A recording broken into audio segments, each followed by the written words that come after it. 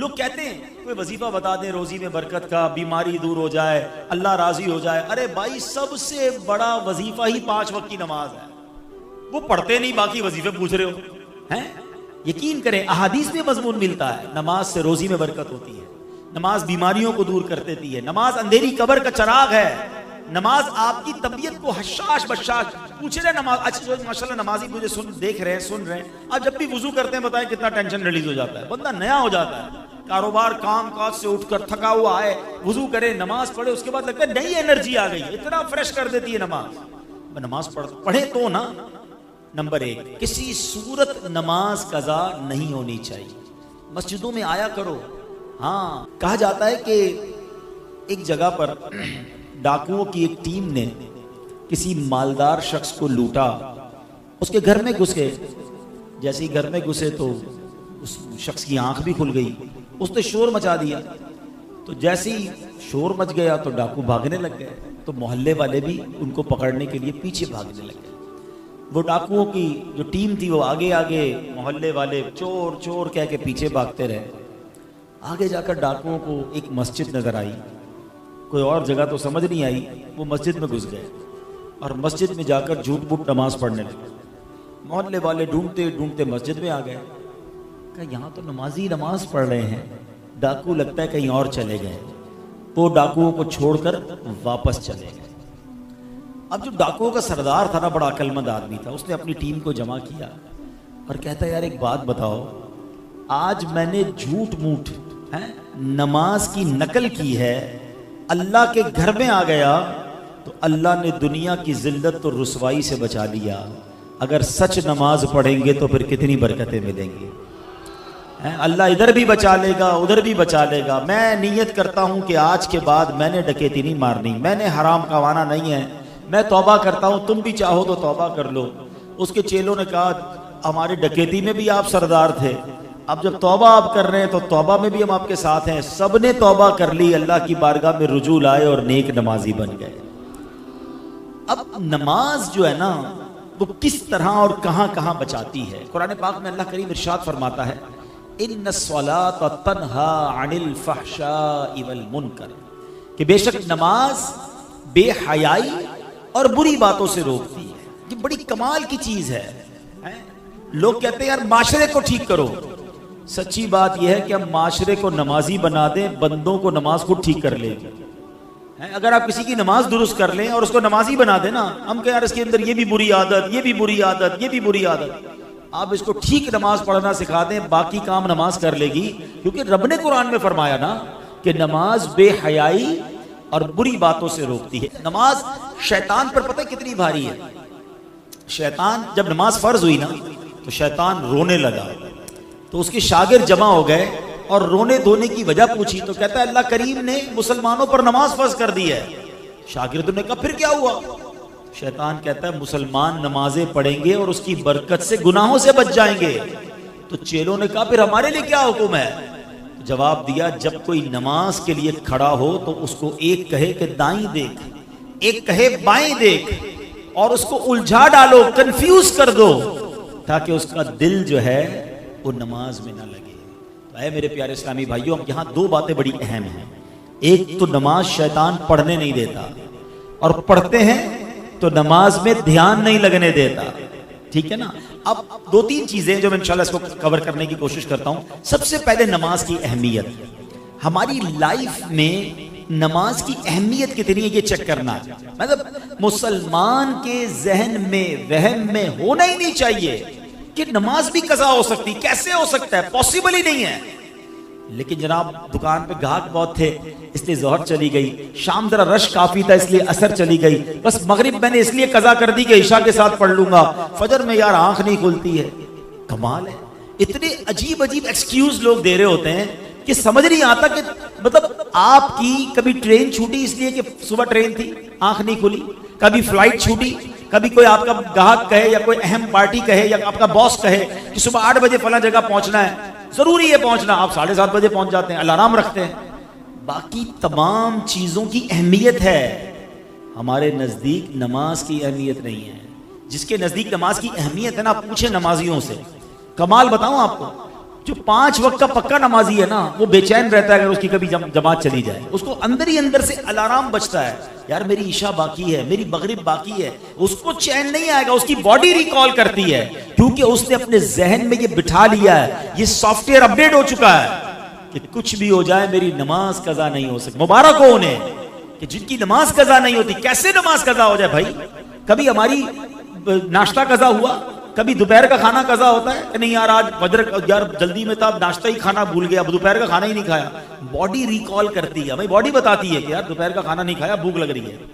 अपनी जिंदगी में नमाज को ऐसा शामिल कर लो कि तुम्हें कोई याद न दिलाए, तुम्हारा दिल तुम्हारा दिमाग खुद अंदर से कहे कि नमाज का वक्त हो गया, चलो नमाज की तरफ। हाँ, और ऐसा हो जाता है माशाअल्लाह। आप देखें जो 5 वक्त के बरसों से नमाजी है ना, उनकी नमाज कजा नहीं होती, बिल्कुल टाइम पे वो नमाज पढ़ते हैं, क्योंकि उन्होंने अपनी जिंदगी का उसे एक हिस्सा बनाया।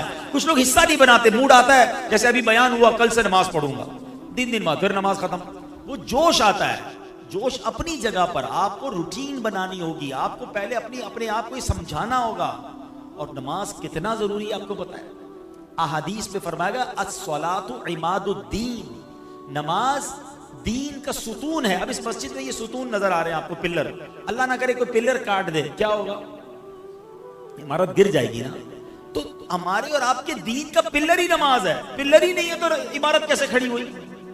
तो समझिए इस बात को। नमाजी के इनाम, अल्लाह अकबर। अच्छा, फिर कुछ लोग पता है क्या कहते हैं? यार मैं मस्जिद में नहीं जा सकता, बड़ा बिजी होता हूं। अरे मेरी और आपकी क्या औकात है, मस्जिद में नहीं आ सकते? अल्लाह जिसे बुलाता है वही अल्लाह के घर में आता है। मुझे एक बात बताओ ना, आपके घर में आपकी बगैर इजाजत कोई आ सकता है? घंटी बजाए मैं आपके घर में आना चाहता हूं, आप कहेंगे कौन है भाई, मैं तो नहीं जानता, मैंने बुलाया तो नहीं आपको। ऐसा ही है ना, मेरे और आपके घर में कोई बगैर इजाजत नहीं आ सकता, और अल्लाह के घर में ऐसे ही मुंह उठाकर आ जाएगा। जो नहीं आता ना, वो अल्लाह से माफी मांगे।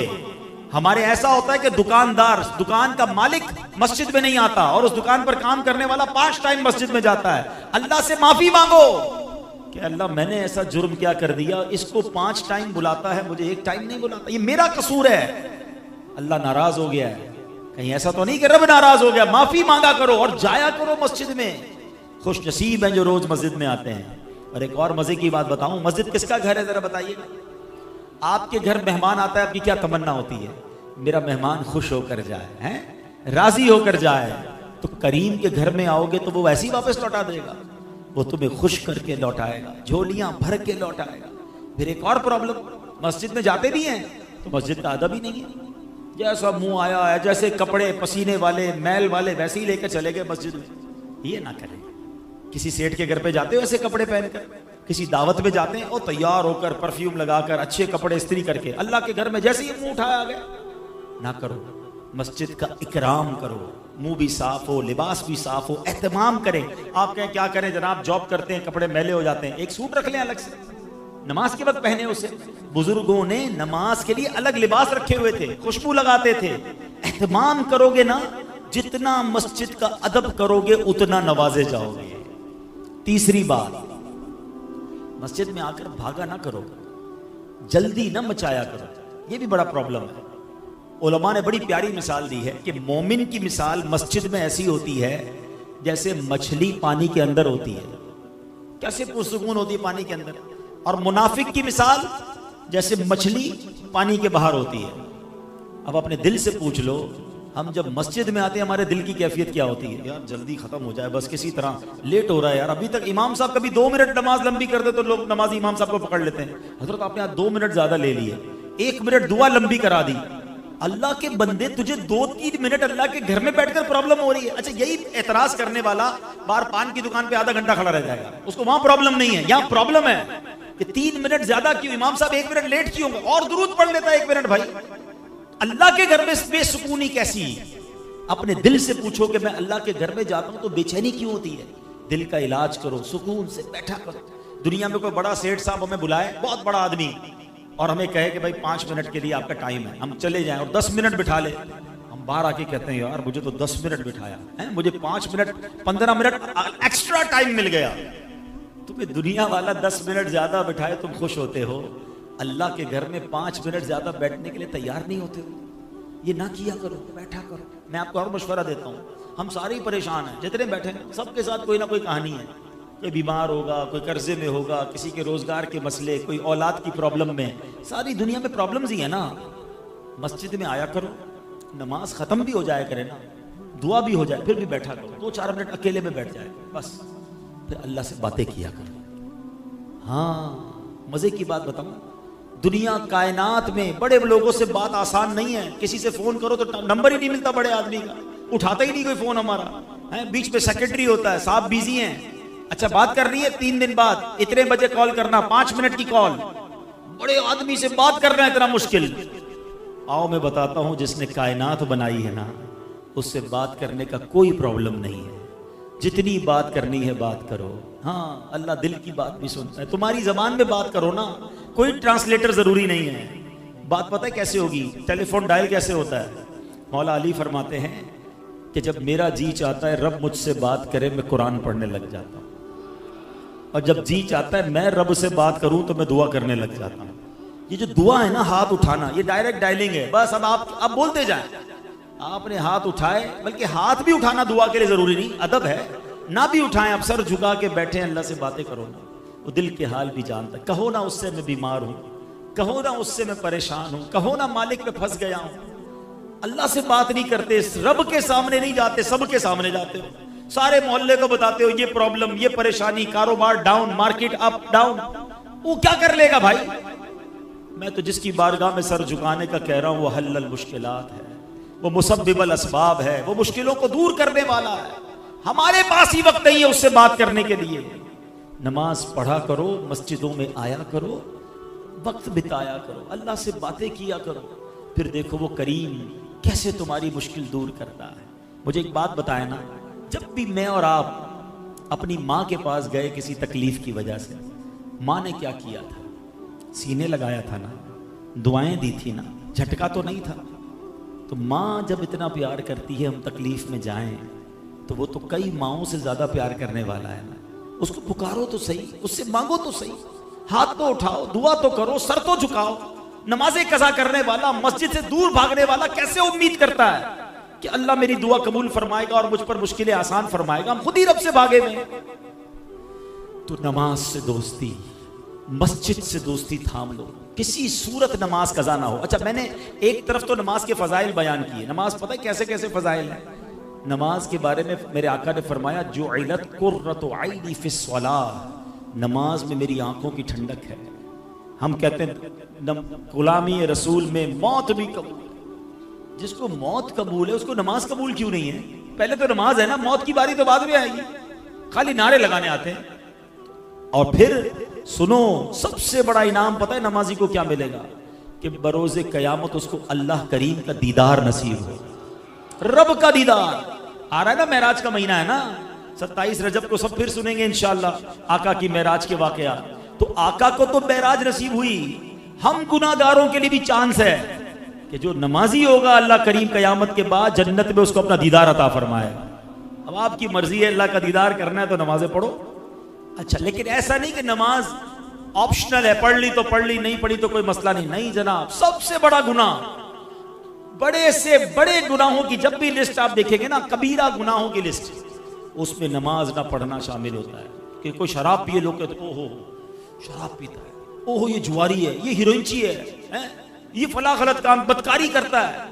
ठीक है, ये सारे गुनाह हैं, बड़े गुनाह हैं, मगर इन सबसे बड़ा गुनाह बेनमाजी होना। उसको कोई नहीं बोलता भी बेनमाजी है, क्योंकि सारे ही बेनमाजी है, अक्सर ही बेनमाजी है। ना करो ऐसा, अल्लाह शदीद नाराज होता है जो नमाज नहीं पढ़ता। रिवायतों में आता है कि कोई शख्स एक नमाज जानबूझकर कज़ा कर देना, उसका नाम जहन्नम के उस दरवाजे पर लिख दिया जाता है जिससे वो उसको जहन्नम में दाखिल किया जाएगा। अब आप सोचें, हमें एहसास ही नहीं है नमाज कज़ा हो रही है, कोई सर पे बल भी नहीं आता है, कोई अफसोस भी नहीं करता कि यार आज मेरी नमाज कज़ा हो गई, टेंशन ही कोई नहीं है। हालांकि ये सख्त गुनाह, रिवायतों में आता है कि अल्लाह करीम जब किसी से नाराज होगा और बेनमाजी कब्र में जाएगा तो उसको कब्र ऐसे दबाएगी, मेरे आका ने उंगलियां मिलाकर फरमाया कि पसलियां टूट फूट कर एक दूसरे में पैवस्त हो जाएंगी, दोनों तरफ की पसलियां आपस में मिल जाएंगी, कब्र ऐसे दबा देगी बेनमाजी। खुदारा नमाज किसी सूरत कज़ा नहीं होगी, नियत करें इंशाअल्लाह। अब एक और मसला, नमाज पढ़नी है, मस्जिद में आना है, लेकिन एक और मसला है, कुछ लोग बैठे होंगे जो माशाअल्लाह 5 वक्त के नमाजी होंगे, और मैंने तो कुरान की आयत सुनाई है, इन्नस्सलात तन्हा अनिल फहशाइ वल मुनकर, बेशक नमाज बेहयाई और बुरी बातों से रोकती है। वाकया भी बता दिया। एक और वाक़े से इस बात को समझिएगा, किताबों में लिखा ये भी वाकया कि नुज़तुल मजालिस में किताब, बड़ा अजीब व गरीब वाकया है कि एक शख्स जो है वो एक औरत पर आशिक हो गया। वो औरत शादीशुदा भी थी। उसने उस औरत को एक चिट्ठी लिखी और पैगाम दिया कि मेरा दिल तुम पर आ गया है। बुरा इरादा था उसका। अब चूंकि औरत बड़ी समझदार थी और उसका जो शौहर था ना, वो मस्जिद का इमाम था, परहेजगार भी था, समझदार भी था। उसने अपने शौहर को पर्ची दी कि देखें इस तरह मुझे एक शख्स ने पर्ची दी है। तो शौहर ने क्या कहा कि ऐसा करो कि इस शख्स को तुम एक चिट्ठी लिख के दो कि ठीक है, तुम एक काम करो कि पहले फला मस्जिद में इमाम के पीछे, फला इमाम के पीछे 40 नमाजें बाद जमात बिला नागा पढ़ो, अगली बात उसके बाद करेंगे। अब उसके दिमाग में इश्क का भूत सवार था। उसने कहा चलो ठीक है, लगता है कोई काम बन जाएगा। वो 40 नमाजों तक, 40 दिन तक, बल्कि 40 दिन तक 5 नमाजें वो बिला नागा उस मस्जिद में जाता और इमाम साहब के पीछे अदा करता। पढ़ता रहा, पढ़ता रहा, पढ़ता रहा, दिल पर असर होता रहा। सुभान रब्बियल आला, सुभान रब्बियल अज़ीम, अल्लाहु अकबर, हैं? अल्लाह की बारगाह में दुआएं करता रहा, नमाजें पढ़ता रहा। अब दिल पर असर होना शुरू हो गया। अभी 40 दिन गुजरते हैं तो वो नौजवान जो है अब एक और पर्ची लिखता है और कहता है कि मैं आपसे माफ़ी का तलबगार हूँ। अल्लाह की बारगाह में सजदा करके मुझे पता चल गया, नमाजें मुझे पढ़ते हुए पता चल गया कि ये हराम और रब की नाराज़ी वाला काम है। अगर मोहब्बत करनी है तो अल्लाह से करनी चाहिए, अल्लाह के हबीब से करनी चाहिए। मैं इन तमाम हराम कामों से मैंने तौबा कर ली है और मैं अब अल्लाह की बारगाह में तौबा करता हूँ। मेरी बहन, मैं आपसे जो गलत नीयत थी उस पर भी माफ़ी चाहता हूँ। अल्लाह अकबर। उस औरत ने अपने शौहर को वो पर्ची दिखाई कि देखें ये तो कमाल हो गया, ये शख्स बुरे इरादे से आया, आपने नमाज का कहा, 40 नमाजें अभी पूरी नहीं हुई हैं और उसके दिल की दुनिया बदल गई है। अल्लाह अकबर। उस शख्स की ज़बान पर अब बेसाख्ता ये जारी हो गया, सदक़ल्लाहुल अज़ीम फी क़ौलिही, अल्लाह ने कुरान में बिल्कुल सच फरमाया है। और क्या फरमाया है? इन्नस्सलात तन्हा अनिल फ़हशाइ वल मुनकर, कि बेशक नमाज बेहयाई और बुरी बातों से बचा लेती है, रोक लेती है। हो सकता है आपके ज़हन में ख्याल है, यार नमाज तो मैं भी पढ़ता हूँ, झूठ फिर भी नहीं छूट रहा, फिल्में ड्रामे फिर भी नहीं छूट रहे, गलत काम तो फिर भी हो रहे हैं। अच्छा, किसी और के बारे में भी ख्याल आ रहा होगा, वो भी नमाजी है लेकिन वो भी गलत काम करता है। तो पहले तो एक बात तय कर लें, जो कुरान में लिखा है वो सच और हक है, वो बिल्कुल चेंज नहीं हो सकता। इसका मतलब कुरान ने तो हक फरमाया। अब दूसरा ऑप्शन क्या हो सकता है कि जो नमाज पढ़ के भी गुनाह से नहीं बच रहा ना, उसकी नमाज ठीक नहीं है, उसका प्रॉब्लम नमाज में है। और जी हाँ, मेरे आका अलैहिस्सलाम ने फरमाया सबसे बड़ा चोर वो है जो नमाज का चोर है। नमाज में कौन चोरी कर सकता है, हैं? फरमाया, हदीस पाक का खुलासा है, जो कव्वे की तरह ठोंग मारता है। हमने देखा कुछ लोग नमाज ऐसे पढ़ते हैं, वो सजदे से खड़े नहीं होंगे पूरे, फिर सजदे में चले जाएंगे, रुकू से खड़े नहीं होंगे, फिर सजदे में चले जाएंगे, कव्वे की तरह फरमाया ठोंग मारता है। उनकी नमाज ही ठीक नहीं है, जल्दी जल्दी नमाज पढ़ रहे हैं, न सुकून से रुकू कर रहे हैं, न सुकून से सजदे कर रहे हैं, न प्रॉपर तरीके से नमाज पढ़ रहे हैं। तो ऐसे लोगों की नमाज भी उन पर लानत करती है। हाँ, नमाज में किरात करते हैं ना, तिलावत किस किस को आती है, मखारिज किसके दुरुस्त है, नमाज के पूरे अहकाम है ना। अब जब तक आप कहें मैं नमाज वुजू भी करूं, नमाज भी पढ़ूं और कबूल भी ना हो, ये कैसे हो सकता है? अब साइंस ने बड़ा आसान कर दिया समझाना। पहले हम लोगों को कहते थे, लोगों को समझ नहीं आती थी। अब मिसाल के तौर पे हम हर रोज नमाज में पढ़ते हैं अल्हम्दुलिल्लाह रब्बिल आलमीन, है ना, पढ़ते हैं ना। माना क्या है? तमाम तारीफें अल्लाह ताला के लिए जो आलमीन का रब है, ठीक है ना। लेकिन अगर कोई पढ़े अल्हम्दुलिल्लाह रब्बिल आलमीन, हा और हा में फर्क तो थोड़ा सा ही है, मगर माना क्या बन जाएगा?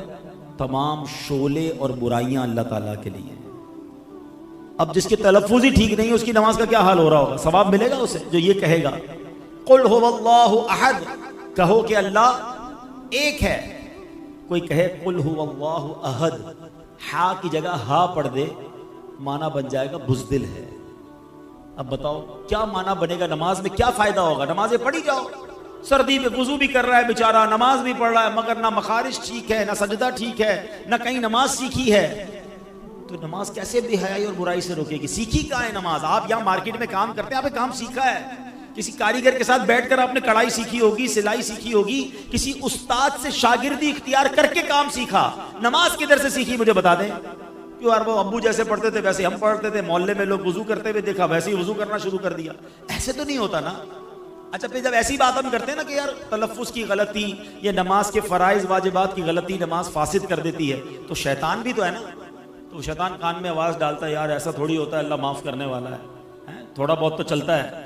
तो अब ये थोड़ा बहुत चलता है ना, ये हमें साइंस ने समझाना आपको आसान कर दिया। हम तो पहले भी समझाते थे, अब मैं आपकी जबान में आपको समझाता हूँ। सबके पास मोबाइल फोन है, अपने मोबाइल पर आपने कोई पासवर्ड लगाया हुआ है, ठीक है, मिसाल के तौर पे आपने अब्दुल नाम लिख दिया है पासवर्ड, या वेबसाइट पर या बैंक अकाउंट में, अब उसमें ए आपने कैपिटल लगाया हुआ है, मैं कहूँ या जरा स्मॉल लगा दें, हाँ भाई खुल जाएगा, पासवर्ड खुलेगा, ए ही तो है, छोटा ही है ना। आप कहेंगे नहीं भाई, अच्छा चले दो अल्फाज के बाद एक नुक्ता लगा दे बीच में, अब खुल जाएगा पासवर्ड? अब भी नहीं खुलेगा, सिर्फ नुक्ता है यार, नहीं। अच्छा नुक्ता भी नहीं, स्पेस दे दे सिर्फ बीच में, अब खुल जाएगा? अब भी नहीं खुलेगा। अच्छा कमाल है यार, तुम्हारी वेबसाइट में ना स्पेस चले ना नुक्ता चले, और मेरे रब के कुरान में जैसे पढ़ो चल जाए। वहां समझ आ रही है सारी बातें कि भाई जैसा पासवर्ड है वैसा ही लगाना होगा, और नमाज अपनी मर्जी की पढ़ो और क्या अल्लाह कबूल कर लेगा? ऐसा ना करो। अरबी ज़बान उसके अपने तकाजे हैं, अपने मखारिज ठीक करें, अपनी तिलावत ठीक करें, अपने सजदे रुकू ठीक करें। अब मैं कमाल बताता हूँ दावत इस्लामी का। यूँ तो दावत इस्लामी के हम पर बड़े एहसान हैं, मगर मैं समझता हूँ कि पिछली कई सदियों में जिस अंदाज से दावत इस्लामी वालों ने नमाज सिखाने का एहतमाम किया, नमाज कोर्स करवाए, फ़र्ज उलूम कोर्स करवाए, बच्चों के मदरसों के साथ बड़ों के मदरसे बनाए, ताकि किसी तरह लोगों के मखारिज ठीक हो जाए, इनकी तिलावत ठीक हो जाए, इनकी नमाज ठीक हो जाए। क्योंकि हमें यह पता है कि अगर हमने बंदे की नमाज ठीक कर दी, ये नमाज उस बंदे को ठीक कर देगी। हाँ, बंदा ठीक हो जाए, उसकी नमाज ये प्रॉपर पढ़ ले, क्योंकि रब ने कुरान में फरमाया, हमारा कोई कमाल नहीं, अल्लाह ने फरमा दिया कि नमाज बेहयाई और बुराई से रोकेगी। बस आप किसी तरह नमाज ठीक कर लो, बाकी इंशाअल्लाह नमाज अपना काम कर देगी। तो है मेरे प्यारे इस्लामी भाइयों, गल्फ मार्केट में काम करने वालों, आज मैं आपके पास एक ही पैगाम लेकर आया हूं कि प्लीज अपनी नमाज पर तवज्जो दें। पहली नीयत ये करें कि कुछ भी हो जाए, आज के बाद हमारी कोई नमाज कज़ा नहीं होगी। दूसरा, अब नमाज सही पढ़नी है, ये उसके साथ ये भी जरूरी है ना, ठीक है ना। अब नमाज सही कैसे पढ़नी है वो दावत इस्लामी वाले आपको करवा देंगे। माशाल्लाह इस मस्जिद में भी, दीगर दावत इस्लामी के पूरे कराची में, पाकिस्तान में रात को मदरसे लगते हैं। 15 मिनट 20 मिनट का मदरसा, आप जाएं, सिर्फ कारी साहब को पहले अपनी, मैं तो कहता हूँ सिर्फ नमाज में जो आप पढ़ते हैं ना, सूरह फातिहा पढ़ते हैं, सूरह इखलास पढ़ते हैं, वो सुनाएं उनको कि सुने भाई मेरी तिलावत ठीक है, नहीं ठीक, पहले उसको ठीक करें, नमाज की तस्बीहात को ठीक करें। फिर माशाल्लाह दावत इस्लामी वाले कभी 7 दिन का, कभी 3 दिन का नमाज कोर्स करवाते हैं। मेरी गुजारिश है, माशाल्लाह इमाम साहब और कमेटी के लोग मौजूद हैं, आज ही ऐलान कर दें कि कोई जनाब 3-4 दिन का कोर्स इसी मस्जिद में करा दें, रोज के 2 घंटे। बेशक आप रात को कारोबार के बाद बैठ जाओ, अरे ये तो हमें सारे काम छोड़ के करना चाहिए था, लेकिन नमाज कोर्स कर लेंगे, आपको अंदाजा हो जाएगा कि कितनी गलतियां थी जो मैं वुजू में करता था, मैं नमाज में करता था, जो गुस्ल में करता था। किसी की उंगलियां सजदे में नहीं लगती, किसी की पेशानी सजदे में नहीं लगती, किसी का रुकू ठीक नहीं हो रहा। आपको अंदाजा होगा कि यार इतनी सारी बारीकियां थी जो मुझे पता ही नहीं थी। तो अगर आप ये सीख लेंगे, और यकीन जानिए जिस दिन नमाज ठीक हो गई ना, फिर हर सजदा तुम्हारे दर्जे बुलंद करता जाएगा, हर दुआ तुम्हारी इंशाअल्लाह मुश्किलें टालेगी, यही नमाज तुम्हारी रोजी में बरकत ले आएगी, यही नमाज तुम्हें इंशाअल्लाह बीमारियों से बचाएगी। मैं रब्बे करीम से दुआ करता हूं कि रब्बे करीम हमें 5 वक्त का पक्का नमाजी बना दे, अपने घर में बार बार आने की तौफीक अता फरमाए, और हम जो नमाज पढ़ें उस नमाज को सही तरीके से अदा करने की तौफीक अता फरमाए। आमीन बिजाहि नबी अमीन सल्लल्लाहु तआला अलैहि वसल्लम, सल्लु अलल हबीब सल्लल्लाहु तआला अला मुहम्मद। अच्छा, अब एक माशाल्लाह ऐलान भी है कि दावत इस्लामी के तहत एक मस्जिद का तामीरी काम जारी है, कंस्ट्रक्शन के जुमला अखराजात के लिए ताउन फरमाएं। अब ये मस्जिद बाहर इस्लाम में मौजूद हैं, और ये गुल गोट न्यू सब्जी मंडी सुपर हाईवे पर शायद कोई मस्जिद बन रही है। 20 लाख रुपए उनको हाजत है, और ये भी नसीब वालों का काम है, क्योंकि जो अल्लाह के लिए मस्जिद बनाता है अल्लाह उसके लिए जन्नत में घर बनाता है। तो अपने लिए, अपने मरहूमीन के लिए कुछ ना कुछ हिस्सा ज़रूर मिलाएं। सजदे होते रहेंगे, क़यामत तक हमें नेकियां मिलती रहेंगी इंशाअल्लाह अज़्ज़ व जल। जैसे मैंने कहा कि आज ज़हनी आजमाइश का सिलसिला मैंने भी जाना है, इसलिए मैं थोड़ा मुख्तसर बयान किया। 9 बजे ये कोरंगी रोड पे रेडिसन बैंक्वेट है, वहाँ पर है, लेकिन अगले आने वाले जुम्मे को आपके करीब ही इंशाअल्लाह फिरियर हॉल में एक बहुत बड़ा अजीम शान जुम्मे के दिन रात 8 बजे, 8:15 बजे इशा के बाद महफिल शुरू हो जाएगी।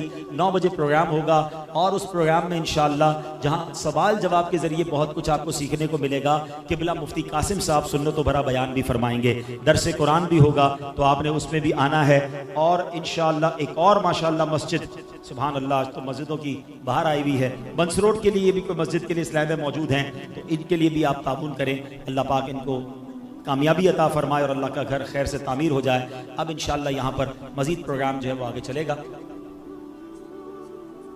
माशाअल्लाह। चले मुबारक हो। 22 फरवरी से कब तक, कितने बजे? इशा के बाद रोजाना आधा घंटा इसी मस्जिद में नमाज कोर्स शुरू हो जाएगा इंशाअल्लाह। कोई फीस नहीं लेंगे आपसे। दावत इस्लामी वाले बस चाहते सीख लो यार, सीख लो, नमाजें दुरुस्त कर लो। तो कौन कौन आएंगे इंशाअल्लाह? आधा घंटा इशा के बाद आधा घंटा आ जाएं। अच्छा, कुछ लोग अगर देर से खत्म करते हैं ना, दुकान 10 बजे खत्म करते हैं, तो अगर आप कारी साहब हमारे इतने अच्छे होते हैं मुबल्लिगीन के, यार भाई एक कोर्स थोड़ा लेट भी करवा दो, तो लेट भी करवा देंगे। दावत इस्लामी वाले आपके टाइम के मुताबिक आपको पढ़ा देंगे, आप सीखने वाले बन जाओ ताकि हम सबकी नमाज दुरुस्त हो जाए। अल्लाह पाक हम सबको अमल करने की तौफीक अता फरमाए। अल्हम्दुलिल्लाहि रब्बिल आलमीन वस्सलातु वस्सलामु अला सय्यिदिल अंबिया वल मुरसलीन। अल्लाहुम्मा रब्बना आतिना फिद दुनिया हसनतन व फिल आखिरति हसनतन व क़िना अज़ाबन नार। मेरे मौला हम सब का जमा होना अपनी बारगाह में कबूल फरमा, हम सब के तमाम सगीरा कबीरा गुनाहों को माफ़ फरमा। आज हमने नमाज के बारे में सुना है, अल्लाह हमें 5 वक्त का पक्का नमाजी बना दे। ए अल्लाह सजदों की लज्जत भी अता फरमा, बा जमात नमाजें पढ़ने वाला बना दे। मेरे करीम मौला हमारी मुश्किलें आसान फरमा, हम सबको सही तरीके से सीख कर सही नमाज पढ़ने की तौफीक अता फरमा। सबकी झोलियां भर दे, सबकी मुरादें पूरी कर दे। इस मार्केट में कारोबार करने वालों पर खास रहमतों और बरकतों का नुज़ूल फरमा। हमारे वतन पर खास नज़र फरमा। जो मुश्किल घड़ी आई है, जो मुश्किल वक्त आया है, अल्लाह हमारी मईशत को अपने करम से सहारा अता फरमा। अल्लाह महंगाई के तूफान को दूर कर दे। रब्बी यस्सिर वला तुअस्सिर वतम्मिम लना बिल खैर या फत्ताहु व बिका नस्तईन व उफव्विदु अमरी इलल्लाह इन्नल्लाह बसीरुम बिल इबाद। मेरे मौला हमको जल्दी जल्दी मक्के मदीने की हाज़िरी नसीब फरमा। वसल्लल्लाहु तआला अला खैर खल्किही मुहम्मद व आलिही व सहबिही अजमईन बिरहमतिका या